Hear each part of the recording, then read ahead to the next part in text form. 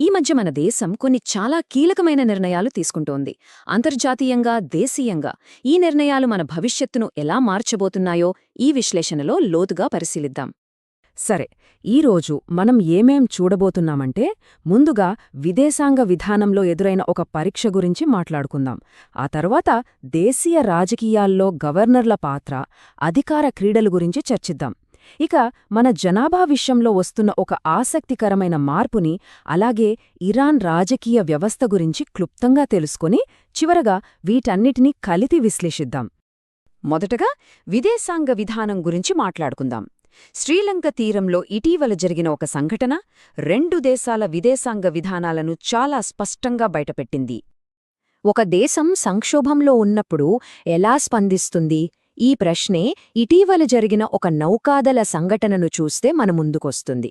ఎందుకంటే ఈ ఒక్క సంఘటన విషయంలో రెండు దేశాలు స్పందించిన తీరులో చాలా పెద్ద తేడా ఉంది. ఇక్కడే అసలు ఆసక్తికరమైన విషయముంది.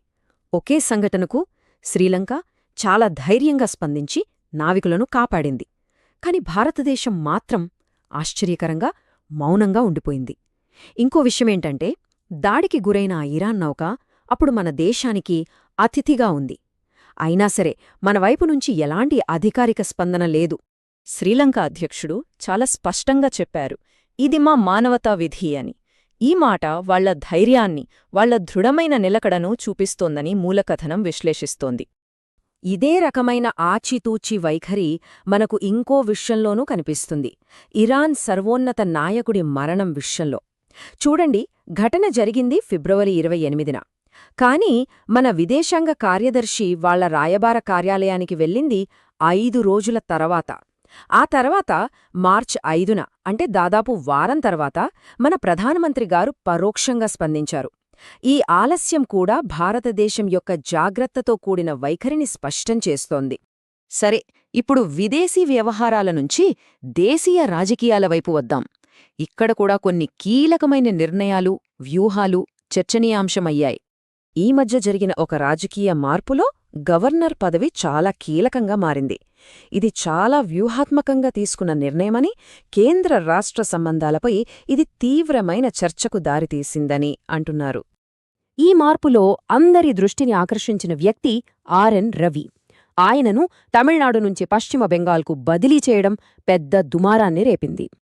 ఆయన నియామకంపై ఎందుకు ఇన్ని ఆందోళనలు?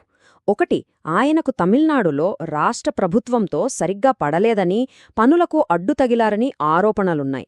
2, బెంగాల్ ఎన్నికలకు సరిగ్గా 2 నెలల ముందు ఆయన్ని నియమించారు. ఒకవేళ ఎన్నికల ఫలితాలు తేడా వస్తే ఆయన తన అధికారాలను ఉపయోగించుకోవచ్చనే భయాలున్నాయి.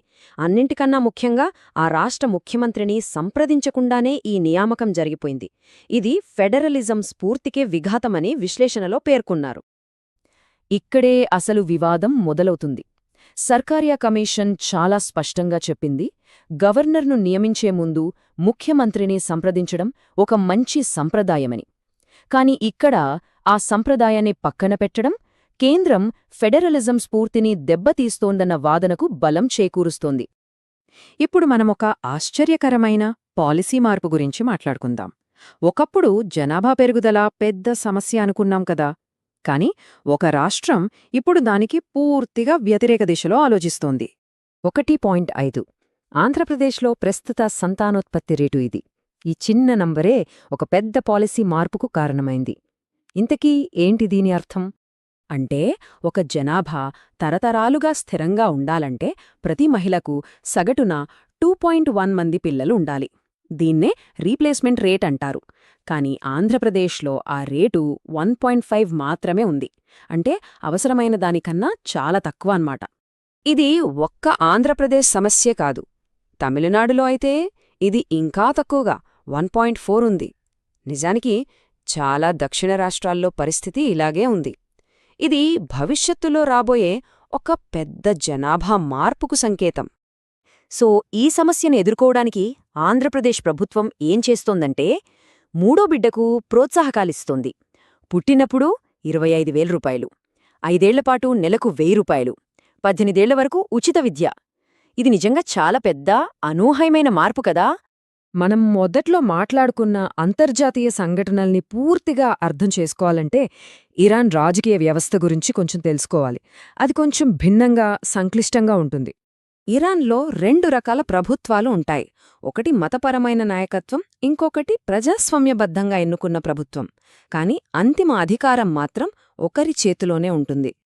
అక్కడ అత్యున్నత అధికారి సుప్రీం లీడర్. ఆయనే దేశాధినేత, సైనిక కమాండర్ కూడా. అయితే ఆయన్ని ప్రజలు నేరుగా ఎన్నుకోరు. ప్రజలు ఎన్నుకున్న ఒక నిపుణుల సభ, వాళ్ళు ఈ సుప్రీం లీడర్ను ఎన్నుకుంటారు. అలాగే ప్రజలు ఎన్నుకునే అధ్యక్షుడు, పార్లమెంట్ కూడా ఉంటాయి. కానీ ఇక్కడొక ట్విస్ట్ ఉంది. ఎన్నికల్లో ఎవరు పోటీ చెయ్యాలో కూడా గార్డియన్ కౌన్సిల్ అనే ఒక శక్తివంతమైన సంస్థ నిర్ణయిస్తుంది. అంటే వాళ్ళు ఆమోదిస్తేనే పోటీ చేయగలరు అన్నమాట. సరే, ఇప్పటిదాకా మనం ఒక నౌకాదళ సంక్షోభం, గవర్నర్ బదిలీ, జనాభా విధానం, ఇలా వేర్వేరు విషయాలు చూశాం కదా. వీటన్నిటికీ మధ్య సంబంధమేంటి?